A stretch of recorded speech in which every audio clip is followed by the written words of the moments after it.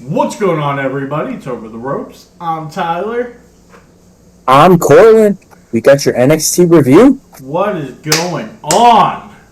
How's everybody? July 1st. It's the first day of the second half of the year, man. Well, yeah, yesterday was July 4th. Well, yeah, July 2nd, but... The review day, the show was. Yeah, the show was on the 1st. I got you. How you doing? How's everything going? Well, we're doing all right, man. We got an extra medium episode of NXT. Extra medium is being generous. Yeah. So, right before we started recording, I saw that rumor has it that there's been discussions of having TNA members at Evolution 2. Good. That would be awesome. Which I am down for. Like Rosemary. Dude, I love me some Rosemary. She scares me. Some Masha Slamovich. Dude. Listen, Triple H can do the funniest thing. All the haters already hate him anyways, right? Dude, if it was me, that Battle Royal, Tessa Blanchard would win it. Oh my God. Could you imagine? Could you imagine? The backlash. I mean, they won't because it's for a main card title, and I feel like they're keeping NXT or TNA to NXT, you know? Yeah. Let me ask you a question. I ran this by my cousin that's in our group chat the other day. There's a free agent who I would love to come back, but I haven't heard much on it. How would you feel about Paige coming back? We talked about this a little bit. Yeah, right when it happened? Yeah. Yeah. I love Paige. Love Paige. I was a huge fan of hers. Yeah. I'd be 100% down for it as long as they had stuff for her. I mean, don't bring her back just to bring her back, but if they can make it work off. Could you imagine her with, like, Tatum Paxley? Yeah. No, I mean... Man, before they her were with Chemical X could have been crazy. I was just going to say, before they were released, if she was with, like, Gigi and them... I just feel like that would have worked so well. Or Cora, you know, like... Yeah. I could see her with Cora 100%. Yeah. She said that they haven't even contacted her about Evolution 2, which, frankly, the fact that she's a free agent is nuts.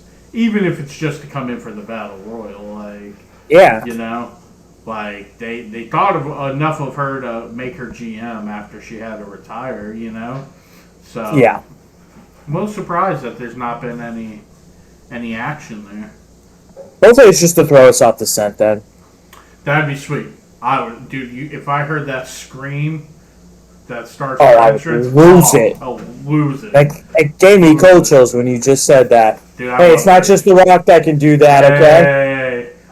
You know what? Even her movie was really good. Did you watch it? Speaking of The Rock, I have not. You haven't? So I'm the worst at watching movies. First off, I love Florence Pugh, the chick that plays Paige. It was like her first movie role. And Zelina plays AJ Lee. I did know that. Yeah. That movie is really good. And like I heard Paige talking about it the other day, Soraya, and she said that almost the whole movie was like extremely accurate. She said like awesome. The one thing that wasn't accurate is there's like a scene where her family meets The Rock, and she was talking about her brother Zach. She was like, Zach's actually never met him, so even to this day.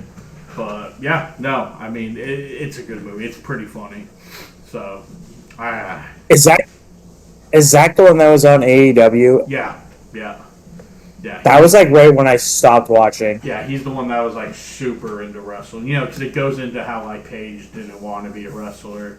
Her whole family was, and it wasn't until like her dad made her like go in to like replace somebody that she was like, oh hell yeah. This is what I've been missing out on. Hell yeah. So we got some rumors. Rumors. Now I'm not going to attack anybody like I might have or might not have in any group chats. But you know, no proof. What happens in the group chat stays in the group chat. You know what I'm saying? For sure. But there's rumors that Britt Baker's trying to get out of her AEW contract, and that she has more than a year left on her contract. Oh, jeez. Yeah, and as of right now, AEW does not want to let her out, especially right before Evolution 2, and there's a lot of Pittsburgh shows coming up. How do you feel about Britt Baker? And obviously, it would be NXT. Talk about someone who's criminally underutilized.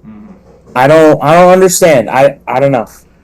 Some of the most memorable stuff to me in AEW in the women's division, she's a part of. At one point, they were saying she was one of the pillars of the whole company. Yeah, I thought it was criminal that she did not win the women's title to start AEW. She was a huge part of that division early on. I don't understand.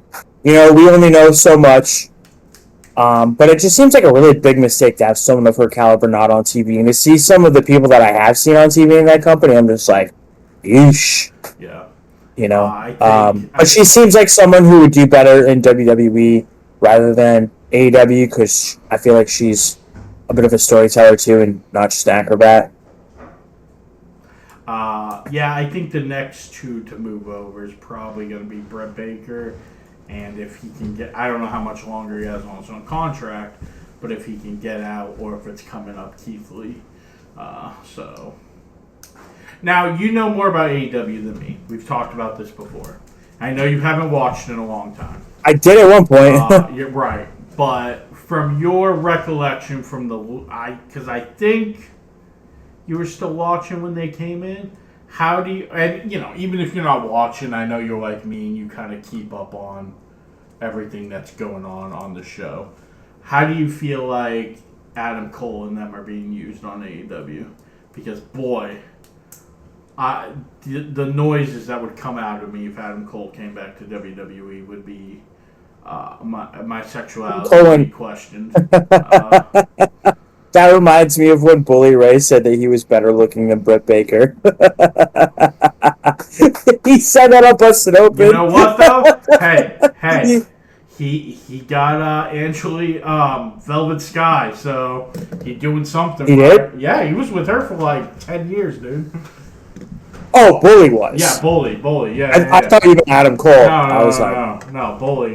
Bully doing something right, Oh, Bully. Uncle Bully pulls.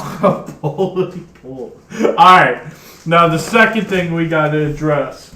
I don't buy it. I'm telling you this now. I don't buy it. But we got a picture from AJ Lee with her high boots on and "Hello, darkness, my old friend" as the caption. Yep. Your reaction if she wins that Battle Royal at Evolution 2 or if she helps Punk the night, whatever his match is that weekend. Yeah. I don't know about her winning, but I would love to see her play spoiler and then just skip around the ring. Yeah. I love when she would do something devious and then just skip around the ring like a psycho. Yeah. Love it. AJ Lee, underrated. I know people lose their mind about her currently, but still, kind of underrated, So. Oh, yeah. Her and Paige, dude. Her and Paige together. And the Bellas. Good shit there. Good shit. Alright, so we got 10... What were you going to say? I was just going to agree with you. Yeah. So, a little bit out of their, in the wrong era, maybe. Right. I mean, Paige kind of brought this up. What was I watching? Was it one of her podcasts? I was listening to her podcast for some reason. I have no idea why, because I don't, that's not a normal thing I was watching. Something must have caught my attention. Maybe I just wanted to, get a taste of it, And she was talking about how she was like, listen, I'm not trying to take anything away from the Four Horsewomen.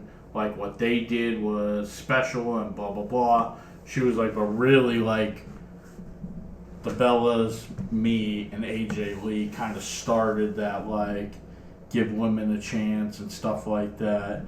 And that gave them the opportunity to come in and just knock it out of the park. You know what I'm saying? Which, she's not wrong. She's not wrong. So, All right, so we managed to kill 10 minutes. So time to get into the show. There was some decent parts. Overall, it was a boring as shit show, but it had its good moments. Yeah, let's jump into it. Alright, so we start off with Trick Willie. Trick Willie coming down commentary, dabs everybody up. I was hoping he was going to do the heel thing and not dab up Vic, but he dabbed Vic up too. I was like, damn, missing out there. So Wes Lee comes out, and then say his name, and he appears. I believe in Joe Hendry. I believe in Joe Hendry. God, I love me some Joe Hendry. So, hell yeah, brother. This was great. I mean, literally two of my favorite people on their respective rosters. I thought about that. What a perfect opener for you. What a perfect way to start a show. And what just a shitty show to put this match on. Because, I mean, they deliver. Wes Lee delivers every time any of those rascals deliver every single time they are in the ring. Joe Hendry delivers every single time he is in the ring. Tyson Tyreek tried to help. Mike Santana runs down. He hits the ring, fends them off, allowing Joe Hendry to hit the standing ovation for the 1, 2, 3. And Let's go. Your winner and next TNA World Champion, Joe Hendry. You've got to hope.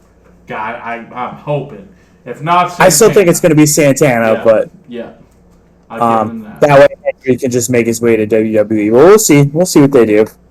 When's the anniversary? It's coming in hot, right? I think it's in August. I think they said it was in like 4 or 5 weeks. Let's take a look.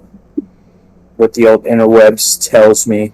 July 20th. Oh, so that is 18 days. So it's like the week or two before SummerSlam. It's 2 weeks before SummerSlam and the week after. I think Great American Bash is like the 12th or something. I feel like they're doing all their stuff that like weekend of like the 12th and 13th. Yeah. Right? Yeah. 12th. Yep. So, and then Saturday night's main event is also the 12th. Evolution's the 13th. Yeah, so it's the weekend after everything. Nice. Cool. Nice. I might watch Slammiversary. I probably will. I'll wait and see what other matches there are first, but Hardys are on Arrow Hawani's MMA Hour today. Are they? Yeah. I like that show. Yeah, me too. I like the interview he had with Cora Jade, Elena Black. I didn't watch that one. I can't really watch the after people are released interviews because it's just always just fuck the company, they didn't treat me right, like blah blah blah. You know, like I can't. Yeah, she definitely had a little part of that, but right. His interview with Punk was awesome though. Yes, did watch that as well. That was really good. All right. So after this, we get to, and we were talking before we hopped on, maybe the best thread throughout this show actually had a lot to do with the calling. And like you would have asked us that a month or two ago, we would have said hard no. I think Izzy Dame has brought a lot to this faction, to be honest. Yeah. Which I can't believe that, but she has. And Tatum too. So we get a backstage segment. It's Paxley, Sol Ruka, and Zarya. And Tatum's like, you know, what did I do? Why did you guys do that to me? Because they took her out from ringside last week. Yeah. And Sol and Zarya pretty much are like, look, we're trying to save you from doing something you would regret. And Izzy comes up, because at the time, you know, she just, you know, lost that match. And she asked why Sol and Zarya got involved. And Izzy says she forgives Paxley for costing her the match. She feels like, you know, instead she won a friendship. Zarya's had it with Tatum Paxley at this point. So Paxley takes sides with Izzy, leaves with her, and this leads to a tag team match a little later on in the show. Yeah, Zarya's kind of over everything, huh? Like, just the smallest thing, and she's like, nope, nope, nope. Like, what the f*** ever, you know what I'm saying? So, yeah, she's kind of over everything right now. It definitely seems that way. But Let's you want to see. jump into this next? Yeah. Oh, What's up? What's up? NBA news. What's up? DeAndre Ayton went to the Lakers. Nothing huge, but So then Luka comes out. He calls out Tony. He says he lists off all the sacrifice he's made for him and how he's been showing his loyalty to Tony.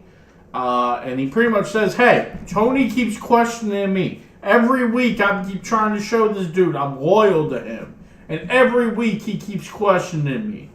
So then Tony, he's listing all this stuff to Tony. He's trying to convince him. Then out comes Stacks. And Stacks thanks Luka for the help, which instantly pisses Tony off. And Tony's like, dude, this is the shit I'm talking about. Like, this is what I'm talking about. Yep. And Luka, tells Stacks, he's like, dude, shut the fuck up. Like, shut up. This is between me and him. Luka, and Tony, goes to yell at Luka. He turns around, drops Tony. And Tony's stunned. And, Stacks comes over he thinks they're buddy. And Luka drops Stacks. Yes. And he says, you know what? Luka. He says, my loyalty is to myself. And just leaves, which was great. Because, frankly, here's the thing. Luka's an idiot. I've not seen somebody accidentally hit somebody so many damn times. You gotta be a level of stupid. And just standing there at the last page. Too much wine, man. It's an Italian thing we wouldn't get. Too much wine. It's something, all right. But at the same time, Tony, it's self-fulfilling prophecy. You know what I'm saying? So, yeah, no. But I like this. Again, we were kind of shitting on the show at the beginning, rightfully so. But this was a fun segment that brought something. You know what I'm saying? I'm so ready for this triple threat.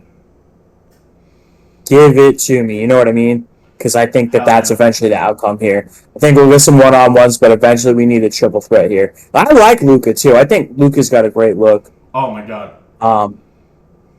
So after this, we had out back, Kelly Kincaid interviews Obafemi. And she's like, hey, so who would you rather see win this number one contender match? Is it Inamura? Is it Jasper Troy? And Oba pretty much doesn't matter. I'm going to beat anyone. And Inamura interrupts, and he's like, tonight I am ready for the biggest test. And he says he's going to win the match, and Oba says that he is going to remain the hunter and not the hunted. And then after this... I couldn't give a flying shit about any of this right now. Yeah, the number one contender stuff's a little rough. We'll talk more about that during the match. Yeah. And then we get a quick match here with Tyler's boy. Our king! Painted on sideburns, having Lexus King. Oh, the Lex Offenders King. Lexus King, my boy. Lexus King versus Miles Bourne. Another one of my guys. Man. Was that... What the hell was wrong with this show? What's wrong with the show? Both matches. Fire! I am into everybody. All four guys. Both segments, pretty damn good. This was actually a really solid match. Why did I think this episode sucked so bad last night? Because reading through it really did it, but... Yeah. And that happens sometimes. I think I just get hung up on one segment. For me, I think you really are very disinterested in the men's number one contender match. That's a big problem for me, is the men's world title match right now blows so bad that, I'm like, dude, I just don't care. But this was a fine little match right here. I love that Miles Bourne did the Gator roll because he had the guys from the University of Florida ringside. That was awesome. I didn't notice it watching the show, but I saw on Twitter that Bourne has a new theme song. Did you notice? It's not like he noticed. Damn. We got to give Miles Bourne one thing.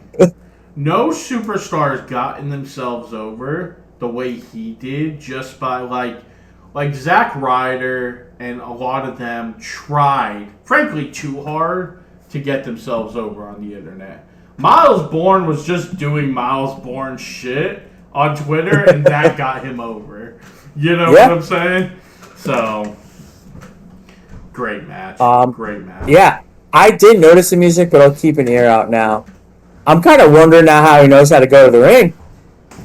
Like, does someone have to just, like, push him? Listen, we don't make death jokes on this podcast, all right? So he hits the huge drop kick, and then a new finisher. Hell yeah! I'm curious what they're gonna call it. It was pretty much Dolph Ziggler's zigzag, though. Miles Bourne gets the win. Yes, sir. Another L in the column for a walking L. Whoa! And then after this, we get another Dark State video package. They pretty much talk about, they're waiting to, they're gonna make their mark. Just because we haven't seen them doesn't mean they're not doing anything. But they've decided on their next move, and we're gonna see it soon. Yeah. And then we got Thea Hale versus Lainey Reed. This is the second match we've had from her. I don't know who the hell she is. She was clearly on Evolution or Evolve. But she's not bad. I really don't like her. Like, she's a good wrestler, but I'm just like, I'm never going to root for her, I can already tell. You know who she reminds me of, but I have no idea why? Who? There's something about her that reminds me of Charlotte, and she's just really hateable. Ooh, she's just really hateable. That was fucked up. Out of everything I've ever said. The hell did she do to you? I don't know. She's just, I don't like her face, I guess. I don't know. Whoa! First he's making fun of poor Miles Bourne for being deaf. Now he's talking about not liking Lainey Reed's face. Yeah, making fun of Lexus King because he was born with swag. I mean, I don't know what the... So what if he dies a little bit with the sunburns? It is what it is. So anyways, unlike the hater over here, now this match, I mean, I agree, she is unlikable, but like she's good. Haterade. Oh, I mean, it's sparkling water. It's something. But anyways, Lainey hits a nasty shoulder breaker. Yeah. Thea Hale. Papa Shango will be proud. Oh man. Lainey fights out of a Kimura. Dude, all of a sudden, Thea loves this damn Kimura attempt, huh? Yeah. She goes for a roll-up with her feet on the ropes, but the ref catches her. Thea went for a roll-up of her own. Lainey fights out, hits a running knee, uses the ropes for a leverage pin to get the win. Winner, Lainey Reed. And frankly, I was kind of shocked that she won this. I was pretty surprised, too. Yeah. But I have to play referee police here. What are you supposed to check before you start counting? You gotta check the shoulders. Hey. And she didn't, and if she would have realized that half of Thea Hale's little arm was outside of the ring. Invalid win. Invalid. You stop it, alright? The referee police. Woo, woo. Yeah. How dare you? Shouldn't have counted. So after this, we head out back to the No Quarter Cash crew. Ren talks about how close Tavion was to winning, and Dempsey's like, looks like you're just not quite ready yet. Tavion's like, look, dude, I want the deal you gave Miles. If I can beat you, I'm out of here. Dempsey's like, I don't think you can handle 2 losses in a row. But they shake on it. The deal is made. Next week, Tavion gets his chance. Fly free. And after this, we get a backstage. Yeah, it does look that way. And then we get a backstage promo from Jasper Troy. Great production. They shot this really low, which just made him look, as big as he is. Talks about how dominant and how invincible Oba has looked. It's like, but did he look that way against me? It's like, Oba barely survived me. I like this promo from Jasper, and I like the way it was shot. I thought he had a pretty good point, and after watching it, I definitely thought he was going to win the number 1 contenders match. Yeah, I mean, it wasn't a bad promo. I just, like you said, I couldn't give any flying shits about this dude. I don't know why. Because, like, he has a great look Like, and their match was good. Like, they had a good match. But God, do I just not care about this guy. That's fair. You know what I want to do? I want to go and watch LFG, see if I feel any differently about it. I have been so close the last few nights, and I think tonight I'm going to pull the trigger on. I just want to be able to binge it, and I haven't been able to. Yeah, I think we can binge season 1 if you download the app now. Yeah. So I watched Undertaker's podcast with Braun Breaker. First off, listen, nothing against her. She seems like a great person. Dude, he needs to kick his wife off that podcast. Oh my God. Yeah? All she did was interrupt everybody talking. Like, she kept talking over people. I like Michelle McCool. She seems like a great person. It's nothing against her. But as somebody who listens to a lot of podcasts, because I'm in the truck driving, Jesus, she was brutal. Wow, okay. But on the podcast, Undertaker told Braun Breaker, he was like, dude, in 8 years, 10 years, you and, I don't remember his name, but Holyfield's son are going to have... Elijah Holyfield. He was like, you guys are going to have the craziest WrestleMania match. Like, apparently, according to Undertaker, this dude is just like Braun Breaker. Which I was like, I need to definitely go and watch LFG now. Yep. What? I always kind of had an eye on Holyfield because he was in the NFL for a bit, I think. He's a running back. Oh, I'll look it up. I think he made it onto the Jets team, though. It was like Braun. He was drafted to the Ravens. Ravens? Yeah. I don't know that he was drafted, but they signed him for sure. Yeah. Panthers, Eagles, Bengals. My bad. Holyfield? Yep. Running back or fullback? He's a back. Interesting. Not an undrafted guy, but he's a good little athlete. I mean, Georgia's no slot. Georgia's a huge football school, so yeah, you got to be a real deal to make it there. Where did Braun go? He went to Kennesaw State, which is in Georgia. Yeah, I thought it was somewhere in Georgia. So then we got Izzy Dame, Tatum Paxley versus Sol Ruca and Zarya. And, for their first match, Izzy Dame and Tatum looked good together. Both teams looked good, but I was surprised how good that they looked together, yeah. Yeah, me too. Izzy chokeslams Zarya. Paxley hits a somersault leg drop. Sol Ruca gets the hot tag. Cleans house. Drop splash on Izzy. Pax breaks it up. Springboard off Zarya's back. Hitting a face buster. Match was a solid match, dude. Like, all around a solid match. At the end, Zarya ends up spearing Sol Ruca. Speared the shit out of Sol Ruca. Oh, yeah. And then Izzy hits the sky-high spine buster on Ruca for the win. Izzy and Tatum Paxley get the win. Hell yeah. And the dissension begins. I think they're going to have NXT girls in this Battle Royal. So maybe they just get, like, a spotlight there. But I was thinking to myself, like, who could NXT put for, like, girls that they want to really highlight for the tag match? And, WWE doesn't have a problem with putting singles wrestlers in a tag team. So let me ask you a question. Yeah. How would you feel of the team of Jada and Lash Legend? Unstoppable. Honestly. Or Jada and Lola. I mean, how can... Feud. I don't know why, but at first I was picturing Lola, and I was like, this is an odd dynamic. And I'm like, no, Lash.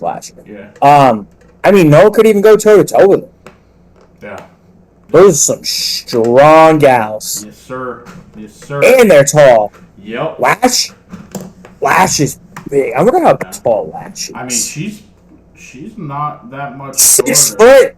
She looks way taller than that. I was going to say, she's not that much shorter than Trick, I don't think. But maybe so, because Trick's kind of tall. I feel like she looks way bigger than that. Hell yeah. Hey, another wrestling birthday, buddy. You? Lash Legend. Yeah. Nice. Her and Dakota Kai. And I'm like right in the Ah. middle.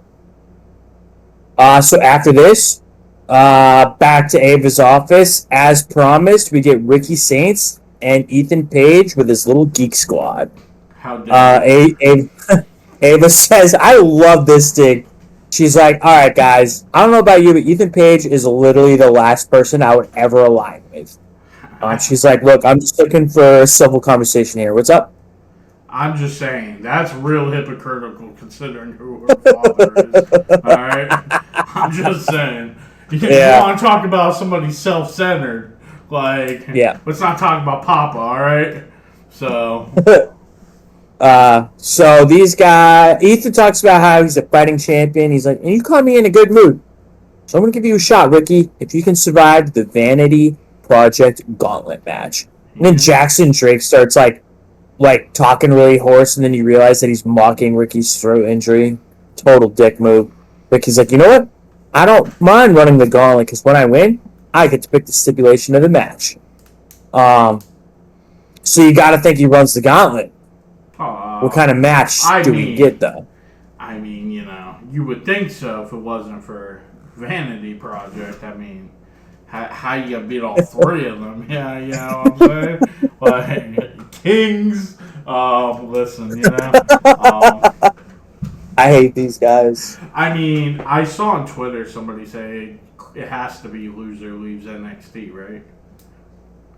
Oh, yeah, with the draft coming up. Hey, there's a chance. Loser joins Seth's faction. Since they were Ethan Page. Oh, could you imagine? Him and Ricky were both talked about as somebody who could join that group. So, loser would join Seth's faction. I mean, hey, that's a hell of a prize for the loser. You know what I'm saying? Or just lay down. I know, right? Frankly, end up in a Heyman faction. I heard somebody say this, and they were so right. I think Ricky would do better in that faction. Really? Because it would give him... Ricky's kind of boring. Like, he's great. He has all the swag. But, like, he doesn't have much to his character. I feel like Seth and them would help him out with that. Ethan Page... You know how fucking small... He's going to look so small if he stands like Bronson Reed, though. Bronson Reed eats breakfast that's the size of Ricky Saints, dude. Yeah, but Ricky's a small guy. Look how small Seth looked when he first came in next to Roman every week. Seth was tiny that's too. True. So yeah. But yeah, I mean, I'm down. Ricky, yeah, he'll win. Probably cheat because I don't know how else you beat all of Vanity Project. But yeah, no, it's gonna be a hell of a match. It's gonna be they're gonna kill each other at Great American Bash, and I am so excited for it. What if it's an I Quit match and Ricky loses his voice again? He wins the match automatically. After this, we head back to Chase U. He says Uriah has shown him that an old dog needs to learn some new tricks. He apologized to the guys. He's like, tough love's all I know. He's like, but I wouldn't be back open without you guys. And he awards Kale a singles match for next week. So, there's not a ton of these segments, usually just for a little bit of levity, but looks like they're back on the same page, at least for now. Yes, sir. So then we got Kelly Kincaid backstage with Joe Hendry and Santana. Hendry thanks Santana for his help, and then Kelly announces that they're teaming up next week against High Rise, even though they're obviously going to be opponents at Slammiversary. And that's going to be cool. That's going to be interesting to see how that goes. We get Josh Briggs hyping up Inamura, and Inamura says he's got to do this on his own. A lot of backstage stuff here in a row. After this, we get the Culling celebrating their victory, and Spears says Paxton looks like she's already a member of the family. Oh my God. Ava approaches, Ava approaches and announces Izzy is going to get a shot at the Women's North American title at the Great American Bash for her efforts against Sol Ruka. Yes, sir. Hank and Tank walk up next. They accuse the Culling of the attack last week. Everyone starts screaming. Everyone's making a ruckus, and Paxley stands in the middle, and she's just like, stop. Everyone shut the hell up. She's like, my new friends would never do that. she talks Hank and Tank into putting the titles on the line next week, and Ava books it. And suddenly, like, Pax and Izzy are just running this faction. Yeah. I love it. It's so good. So good. And they did it. They put the titles on the line. And now I'm like, wow, this is Tyler's least favorite tag team title match of all time. Well, Sean Spears. You probably... So, I like Spears. John Spears is the man. Yeah. What are they going to do with Brooks Jensen? Poor Brooks. So, Cody, that son of a bitch, did you end up listening to all of Cody and KO? I think so, yeah. Did you get to the part where Cody said he would only take a shot in the leg for Sean Spears? How dare him? Yes. How dare him? I do. That son of a bitch. I mean, put it on Sean Spears. Give Spears whatever he wants, you know? So, but yeah, This match is... I don't know what I'm going to hate more. This tag match or this world title match at Great American Bash. And I didn't take a lot of notes here. We get Inamura versus Jasper Troy, number one contender. They reference a lot Inamura's like former sumo like history, you know, that he's done back in Japan, and he has some sumo style offense in this one. One thing that absolutely drives me nuts, and this happens every once in a while, and I know this is like really nitpicky, but you know when people get announced to the ring, they don't always do it. They really don't do it for the females, but for the men, they always tell you how much someone weighs. Yeah.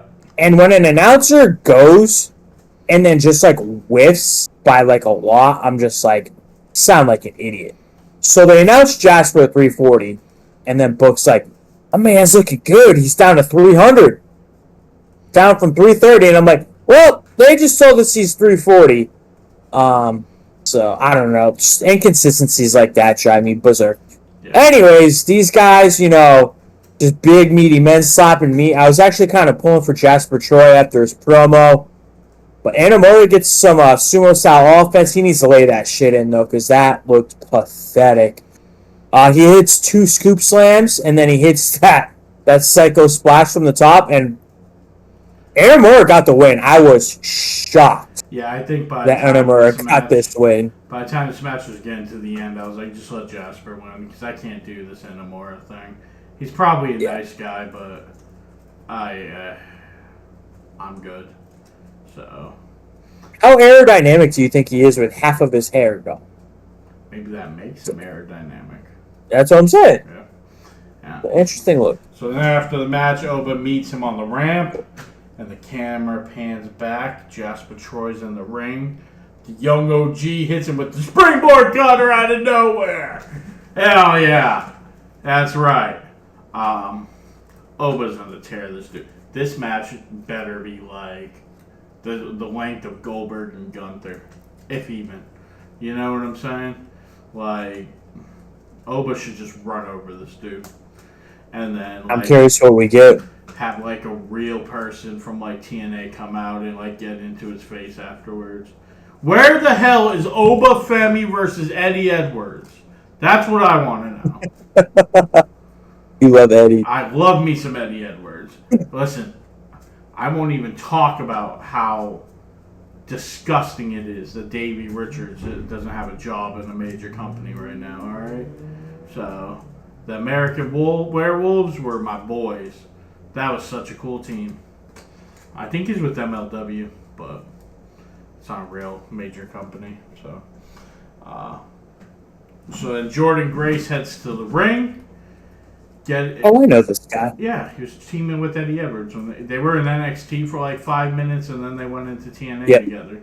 Yeah, American Werewolves. Yeah, they're great. I think in real life he married. I don't know if they're still married, but he had married Angelina Love.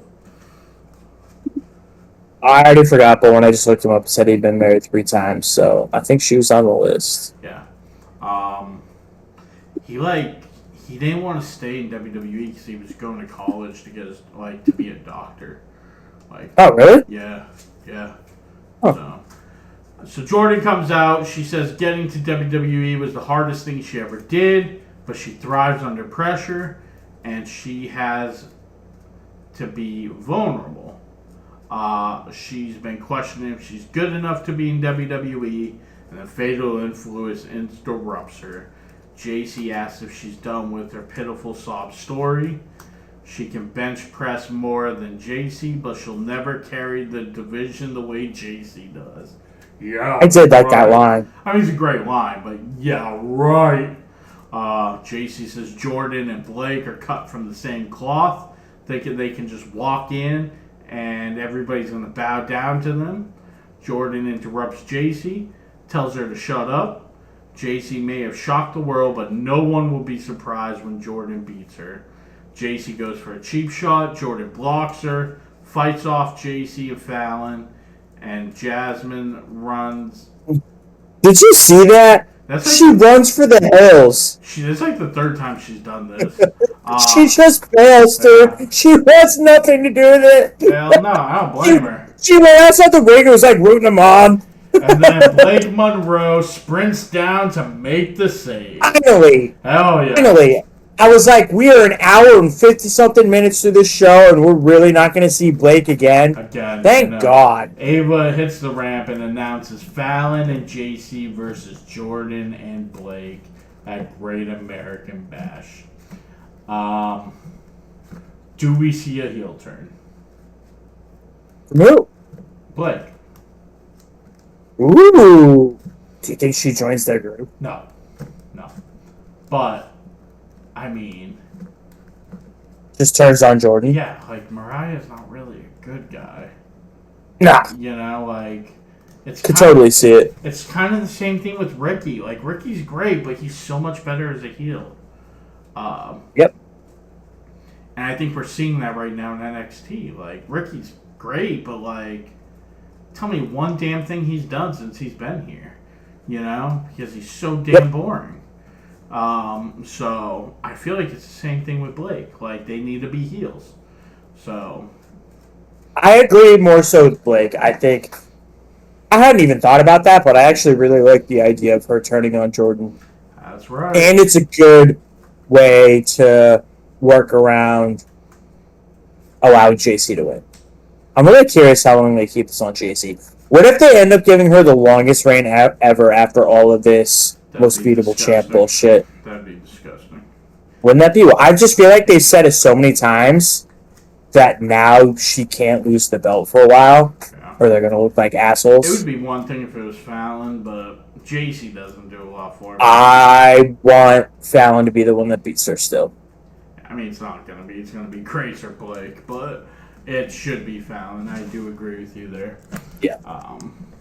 But that is your NXT review. You know, it's funny because we both talked a little bit before the show and was talking about how much the show sucked. But reading it back, it really wasn't as bad as it felt like it was last night. Yeah. That happens when we have these shows, honestly. Like, sometimes, like, this is whatever, and then I talk about it, and I'm like, huh. I want to watch these three Italians beat the snot out of each other. I love Miles Bourne. But God, Laney Reeves. I don't care about Inamura and Oba Femi. I have never cared about anything less. I have cared more about the big boss man supposedly being the one to kill Big Show's dad than I ever have. Inamura. You know what clip I think about way too much is the clip jumping on the casket. Yeah. That's so fucked up. Oh yeah. Yeah. Oh man. Dude, the amount of stories I could throw out there that I care more about than Inamura, that you're gonna be like, how do you remember that? 2003, Billy Kidman was dating Tori Wilson. She went on Playboy, and he was super like defensive because everybody had her Playboy magazine, and he was like ripping it out of people's hands and shit. I care more about that storyline. Billy Kidman was a balls, dude. Billy Kidman was cool as shit. I was such a Billy Kidman fan until he came to WWE and they took him out of the jean shorts and the wife beater and put him in wrestling trunks, and I was like, now he's lame. I don't give a crap about him. Now you can't even tell he's from New Jersey. Right. Is he from New Jersey? Because I hate to profile, but he just looks like he's from New Jersey. I mean, I don't know, but 100%. I really hope I'm right now, or I'm going to look like such a dickhead. 100%. New York, Jersey, 100%. He's from New Haven, Connecticut. I mean, That's not that far off. Sense. Still an asshole. Gotcha. You know what? Oh, that's right. Allentown, Pennsylvania. That's where they always booked him from. He just gives Jersey vibes. Connecticut, he's still a dick, you know. Especially that part of Connecticut. Some people would say that Connecticut shouldn't even be part of New England, but we don't need to get into that conversation right now. But yeah, so that's your NXT review. Give us your like, subscribe, follow, hit that notification bell, give us your comments, let us know how you feel about NXT. Let us know the storylines you care about, which ones you don't, and I dare any of you try to tell me why I should give 2 flying shits about Inamura. You can't do it because there ain't nothing there to care about. You got any closing things you want to say? You know what? I think I mentioned this last time. I'm bummed I'm gonna miss SmackDown probably, but I am excited it's moving to 2 hours. It will make it more manageable for us. Maybe with that whole extra hour, I'll be fine. Who knows? I can't wait for the bitching to start. Oh, this person doesn't get TV time. Oh, this person doesn't get TV time. You know the worst part? I can't wait. I'm never going to see Angel Umberto again. Nope. Good. And I know that. Yup. And all of y'all just got what you wanted. So here's the thing. He's unavailable. I might do SmackDown. It's recorded. It is Wednesday, and I haven't seen shit about it on Twitter, which tells me it is a boring-ass show. So if nothing happens, we'll see you Tuesday for Raw. Yeah, we might just get drunk and set off some fireworks. Do the Finn Balor. Oh, I got that picture right here somewhere. Oh, yeah. I don't know if you can see it. Finn it's Balor. like right above that plant. Yeah, all you can see is Finn Balor. Yeah. Yeah, well, I got a autograph photo, the Demon, specifically. Oh, yeah. All right, everybody, that is your show for today. Give us those comments, subscribe, like, notification bell, and we will see everybody Sunday, Tuesday, one of these days for some more wrestling talk. Till then, everybody enjoy your wrestling. Peace. Peace.